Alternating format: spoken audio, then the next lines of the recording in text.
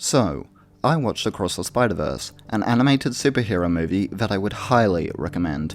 Really, if for some reason you are watching this video and haven't seen Across the Spider-Verse, stop what you're doing and go watch it now, and also the movie it is a sequel to, Into the Spider-Verse. It is truly a technical marvel, visually, sonically, aside from some audio mixing issues, and writing-wise, with one of my favourites being the way it shows how the main villain of the story, Miguel O'Hara, is wrong. In this movie, the concept of canon events are introduced. These are events that occur in every Spider-Person story, and must occur lest their timeline collapse. The conflict of this film is that Miguel, and the secret organization he runs, acts as the enforcer of these events, whereas Miles finds out about his canon event, the death of his father, and seeks to prevent it. A fairly typical story of the hero insisting he can save everybody, and those around him insisting he can't. This concept results in an interesting villain that we are meant to understand and maybe even sympathize with, but not particularly like. Unless you fandom. Then you just reduce a character down to their appearance and aesthetics and twist who they are as a character into something you actually like, creating a character almost unrecognizable from the original text, and making people wonder if you even saw the same film. But regardless, the main reasons you're not meant to like him is that the dude is an absolute cunt. So needlessly aggressive, petty and unfun, disrespectful to so many people around him, including characters we like, and treating them like shit, especially Miles, who he chases, repeatedly physically assaults, and tries to break him down mentally, and to a lesser extent Gwen, who he sends home for questioning his authority, knowing full well the danger of her home life. And then there's the developments that not only add to how unlikable of a villain he is, but also the tragedy of its character. There's Miles questioning the legitimacy of this concept of canon events, planting a seed of doubt in the viewer's mind, and then pointing out how what they're doing is morally fucked up, just letting people die because they think it will prevent a timeline from collapsing.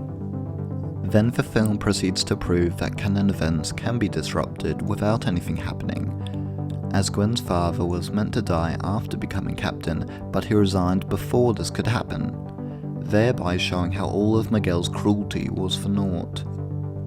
But the film has been setting up and making it clear that Miguel is wrong since basically the very beginning, which is honestly my favourite example of how, if not on an emotional level, then on a technical level, this film's writing is top tier, of creating this unlikable yet tragic villain with the confirmation of what he is doing is unjustified, only adding to the unlikability but also the tragedy.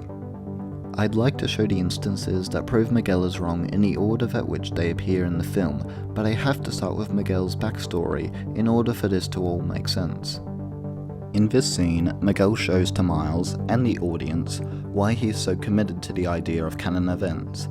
He reveals he lost his family and proceeded to move to a timeline where its Miguel had just died, but his family was still alive, only for his presence to cause its destruction, killing everyone, with said timeline being consumed and destroyed by the particle effects you see on anyone who spends time outside of their own timeline.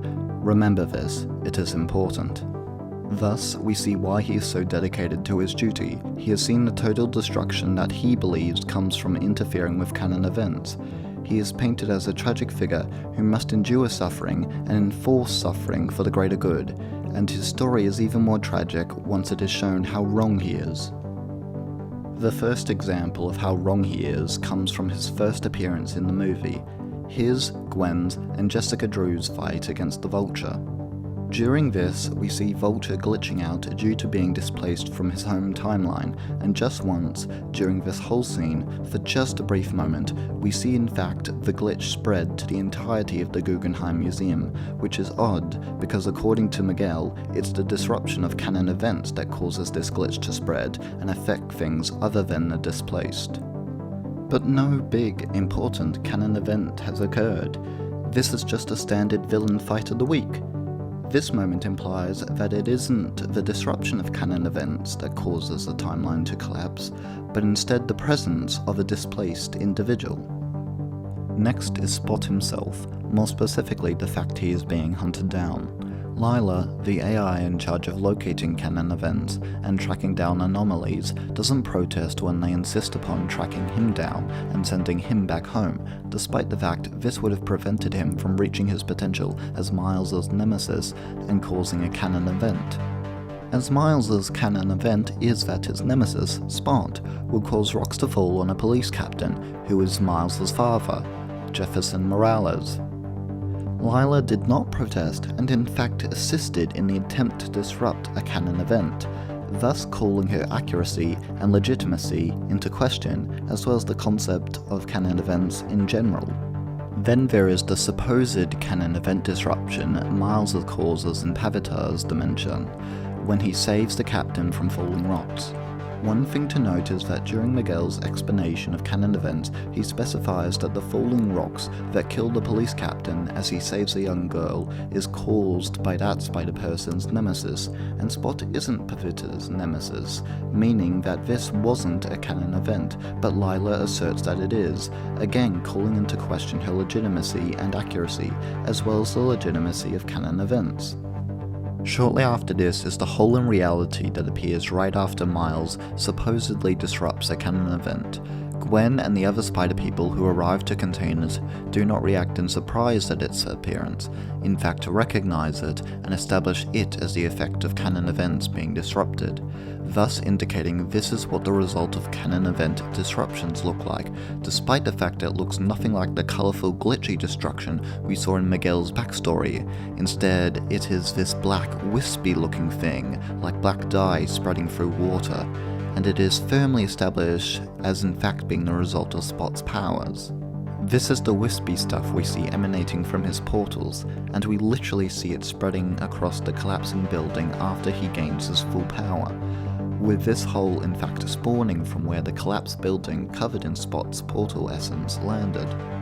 So if what they call the effect of canon event disruption is in fact the result of Spot's powers, that calls into question whether many other effects of canon event disruption are actually that, or are they the effects of Spot's powers, rippling across time and space, or it could just be the result of the Collider, which honestly seems to be the real cause of all these anomalies across timelines. Maybe they should have shut those down first. Then there is the doozy that is the main reveal of the movie, that Miles was never meant to be Spider-Man, that the spider that bit him came from a different timeline, and that he is an anomaly. This claim is in fact what made me realize that Miguel is completely wrong about canon events, and the destruction of timelines.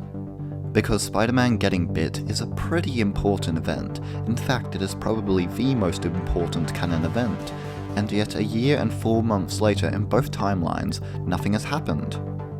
So if this event can be disrupted without consequences, mayhaps the whole concept of canon events is deeply flawed. So yeah, there's a lot of ways it's pretty firmly established that Miguel and this whole idea of canon events is wrong. It really impresses me how well, how regularly, and how subtly they established that canon events is nonsense before the reveal with Gwen, and even before the reveal of canon events in the first place. But what does this actually mean for the characters, particularly Miguel? Well, it paints him as an especially tragic figure who enforces suffering, believing it to be for the greater good, when it is not in fact for the greater good.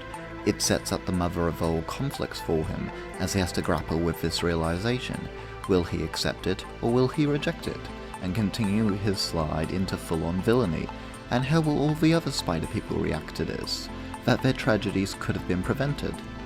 It may even be presented as a counter to the concept of suffering building character, as this suffering is revealed to not be necessary, yet they are all still good people. An ironic message considering the revelations of this movie being made on crunch.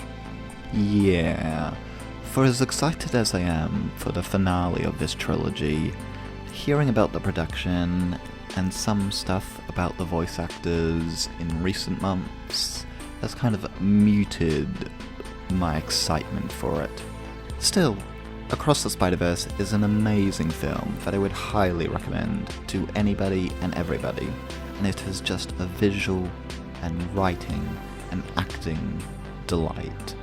And I hope you enjoyed my rant about it. Goodbye.